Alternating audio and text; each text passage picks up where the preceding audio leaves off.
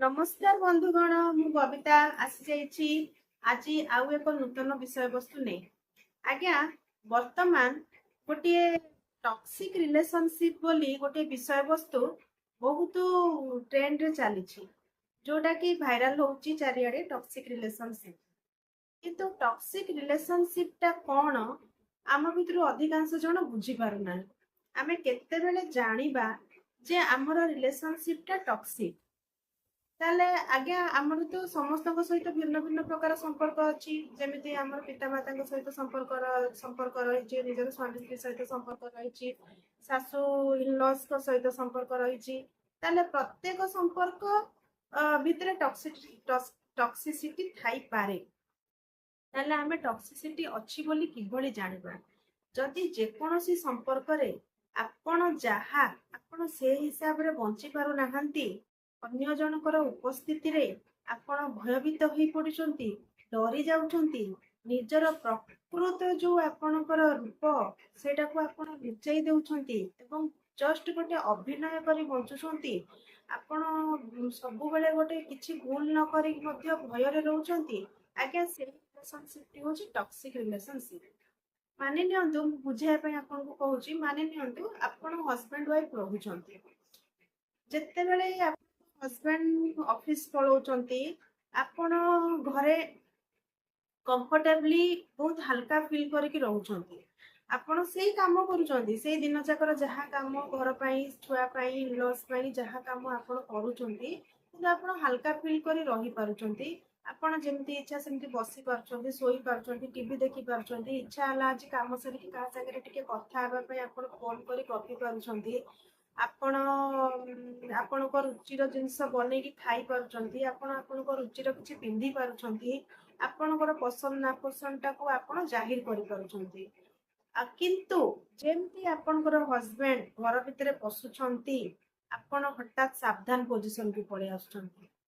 पूरा गोटे डर भितर भय भितर आपण संजमी जाउचंती भूल काम किछि करनाहांती आज्ञा आपण खाइबा भूल नुहे पिंधिबा भूल नुहे टीवी देखिबा भूल नुहे फोन रे कथा हेबा भूल नुहे कि आपण कौन सी जिनस प्रति रुचि देखेबा मध्य भूल नुहे किंतु आपण सब ठीक थाई मध्य निजर सब कर्तव्य सब काम कर सारला परे मध्य आपण जेमती तांको देखुछंती प्रत्येक जिनस रे आपण सावधान पोजीशन को पळे आछंती सावधान सही सोचंती बसुचंती मोबाइल देखुतले हठात रखी दउचंती तांको सामने रे कहा संगे कथा हेबाको इच्छा होतले मध्य आपण अवॉइड कर दउचंती कथा होनांती किबा फोन आसले मध्य आपण रिसीव करनांती आपणकर कोन गोटे मनकर टीवी रे किछि प्रोग्राम अछि आपण चलो नांती देखु नांती आपणकर किछि गोटे खाइबा को इच्छा होछि आपण मन रे भाबुचंती किंतु बनै कि खाउ नांती किंबा आपणकर किछि गोटे आज पिंधिबा को सज हेबा को किछि गोटे इच्छा अछि किंतु आपण डरी कि जोटा कि भूल नुहे किंतु आपण करू नांती आपण डरी कि से जिंसटा को बंद कर आपण निजर मन कथा को आपण खोली कि कहि पारु नांती इवन आपण हसी मध्य पारु नांती हसीबा मध्य सेठी बारण आपणकर किछि गोटे कथा बोलला हसीबा को मन होछि आपण सेठी हसी भी पारु नांती हसीबा मध्य मना हसीबा मध्य हसीबा आगुरु भी मध्य आपण को भय लागु बेले आपणकर जो सेल्फ टा सेटा अलगा किछि थिला आज्ञा जोटा कि तांकर अनुपस्थिति रे आपण पूरा भिन्न थिले किंतु तांकर उपस्थिति रे आपण केवल अभिनय करी बंचुचंती आपण निज सेल्फ रे रहु नांती आपण जहा जेमती बंचिबा कथा जेमती रहिबा कथा आपण सेमती बंचु नांती निज सेल्फ रे रहु नांती आपण आउ गोटे चरित्र को प्ले करचंती अभिनय करी चलचंती जोटा कि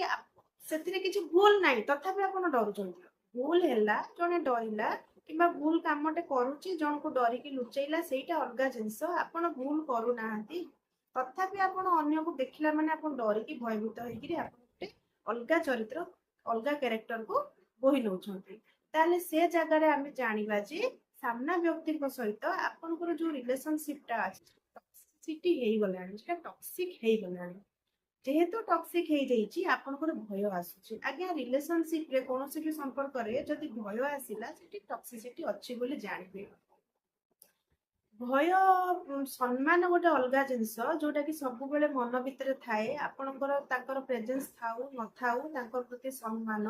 किंबा भूल काम करबा आगु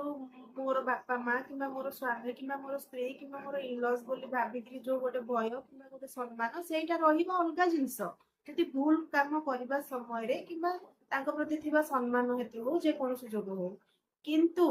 ବିନା ଭୁଲ କରି କୌଣସି ଭୁଲ ନଥାଏ ନର୍ମାଲ ଜିନିଷ ଯୋଉଗୁଡା କି ଖାଇବା ପିଇବା ପିନ୍ଧିବା ଉଠିବା ବସିବା ଟିଭି ଦେଖିବା ମୋବାଇଲ ଦେଖିବା କଥା ହେବା ନିଜର ଗୋଟେ ମି ଟାଇମ ବୋଲି ଅଛି ତାକୁ କେମିତି ବିତେଇବେ ସେଇଟାରେ ବି ଯଦି ଆପଣ ଅନ୍ୟକୁ ଦେଖି ସଂଯୋଗୀ ଯାଉଛନ୍ତି ଡରି ଯାଉଛନ୍ତି ସଂଯତ ହେଇଯାଉଛନ୍ତି ଆପଣ ଫ୍ରି ହେଇପାରୁନାହାନ୍ତି ମନର କଥାଟାକୁ ଖୋଲିକି କହିପାରୁନାହାନ୍ତି କୌଣସି ଜିନିଷରେ ନିଜର ଓପିନିଅନ ଦେଇ ପାରୁନାହାନ୍ତି ତାହେଲେ ସେ ଜାଗାରେ କୁହାଯିବ ଯେ ଆପଣଙ୍କର ରିଲେସନସିପ ଟା ଟକ୍ସିକ ହେଇସାରିଛି କାହିଁକିନା ଟକ୍ସିକ ହେଇସାରିଥିବାରୁ ଆପଣ ସେ ଲୋକଟିକୁ ଭରସା କରିପାରୁନାହାନ୍ତି ତା ଆଗରେ ଆପଣ ଅନ୍ୟ କିଛି ବନିକି ରହୁଛନ୍ତି ଯୋଉଟା ଆପଣଙ୍କୁ ବି ଅନକମ୍ଫର୍ଟେବଲ ଲାଗୁଛି କିନ୍ତୁ ଆପଣ ସେ ଜିନିଷଟା କ୍ୟାରି କରି ନେଉଛନ୍ତି। ଏମିତି ଆଜ୍ଞା ବହୁତ ଛୁଆ ଅଛନ୍ତି ଯୋଉମାନେ ନିଜ ବାପା ମାଙ୍କ ଆଗରେ ଅନ୍ୟ ପ୍ରକାର ବାହାରେ ଅନ୍ୟ ପ୍ରକାର ଶୋ କରନ୍ତି। ବହୁତ ସ୍ତ୍ରୀ ଅଛନ୍ତି ସ୍ୱାମୀ ଅଛନ୍ତି ଯୋଉମାନେ କି ପରସ୍ପର ଆଗରେ ଅନ୍ୟ ପ୍ରକାର ଶୋ କରନ୍ତି ଇନଲସ୍ ଆଗରେ ଅନ୍ୟ ପ୍ରକାର ଶୋ କରନ୍ତି। ଆଜ୍ଞା ଏଇଟା ଠିକ ନୁହେଁ। ଗୋଟେ ମଣିଷକୁ ଯଦି ସ୍ଵାଧୀନତା ଦିଆଯିବ ସେ ଯଦି କିଛି ଭୁଲ କରୁନାହିଁ ତାକୁ ଟୋକାଟୋକି କରା ନଯିବ ତାହେଲେ ସେ ଜାଗାରେ ସେ ଆପଣଙ୍କୁ ତାର ସେଟ୍ ଟାକୁ କେବେ ବି ଲୁଚେଇବ ନାହିଁ। ସେ ଭୁଲ ନ କରିକି ବି କାହିଁକି ଲୁଚଉଛି କାହିଁକି ଡରୁଛି କିଛି ଗୋଟେ ସାମ୍ନା ଲୋକ ଆଡୁ ତା ପ୍ରତି କିଛି ଗୋଟେ ଭୟ ସୃଷ୍ଟି ହଉଛି ଯୋଉଥିପାଇଁ କି ସେ ଭୁଲରେ ନଥାଇକି ବି ଡରିକିରି ସେ ତା ନିଜ ସେଲ୍ଫକୁ ଲୁଚେଇକି ଅନ୍ୟ ଗୋଟେ ସେଲ୍ଫକୁ ବଞ୍ଚୁଛି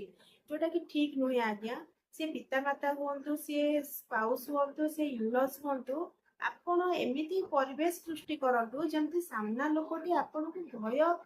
ସମ୍ମାନ ଦଉ କିନ୍ତୁ ଭୟ ନ କରୁ। ଭୟ ମାନେ ପ୍ରେମ ଭକ୍ତି ଭୟ ଭକ୍ତି ଦି ପ୍ରକାର ଅଛି ଆଜ୍ଞା। ଆପଣଙ୍କୁ ଭଲ ପାଇକି ସେ ଭକ୍ତି କରିକିରି ଆପଣଙ୍କର ଯୋଉ ସମ୍ମାନକୁ ଆଖିରେ ରଖିକିରି ସେ କାମ କରୁ କିନ୍ତୁ ଭୟ କରିକିରି ଆପଣଙ୍କ ଆଗରେ ଗୋଟେ ଆପଣଙ୍କର ପଛରେ ଗୋଟେ ସେ ସେଲ୍ଫ ଯଦି ସେ ଜିଉଛି ତାହେଲେ ସେଇଟା ଆଗକୁ କ୍ଷତିକାରକ ହେଇପାରେ ଖାସ କରି ପିଲାମାନଙ୍କ ଛୁଆମାନଙ୍କ କ୍ଷେତ୍ରରେ ଏ ଜିନିଷଟା ବହୁତ କ୍ଷତିକାରକ ହେଇଥାଏ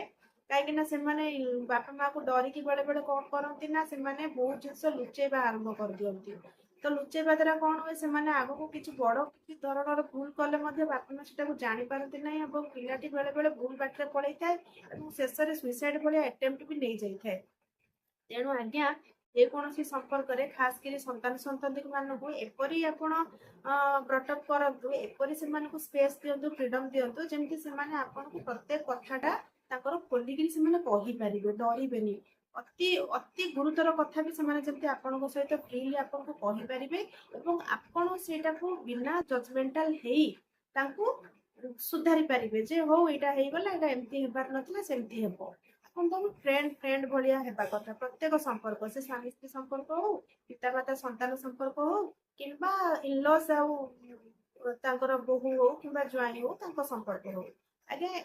ଏପରି ହେଲେ ଆପଣଙ୍କର ସମ୍ପର୍କଟା ଆଉ ଟକ୍ସିକ ଯୋଉ କୁହାଯାଉଛି ସେଇଟା ଆଉ ଟକ୍ସିକ ହବନି ଆପଣଙ୍କ ସମ୍ପର୍କଟା ଭଲ ରହିପାରିବ। ତେଣୁ ଆଜି ମୁଁ ଏତିକି କହିକି ମୋର ଭିଡିଓଟା ବନ୍ଦ କରୁଛି ଏଠି ଯେ ବହୁତ ଜଣ ଜାଣିପାରୁନଥିଲେ ଆମେ କେମିତି ଜାଣିବୁ ଯେ ଆମେ ଗୋଟେ ଟକ୍ସିକ ରିଲେସନସିପରେ ଅଛୁ। ଆଜ୍ଞା ଟକ୍ସିକ ରିଲେସନସିପର ଗୋଟିଏ ପରିମାପ ହେଲା ଆପଣ ଯଦି ସାମ୍ନା ଲୋକ ସହିତ ନିଜ ସେଲ୍ଫରେ ରହିପାରୁନାହାନ୍ତି ବିନା କାରଣରେ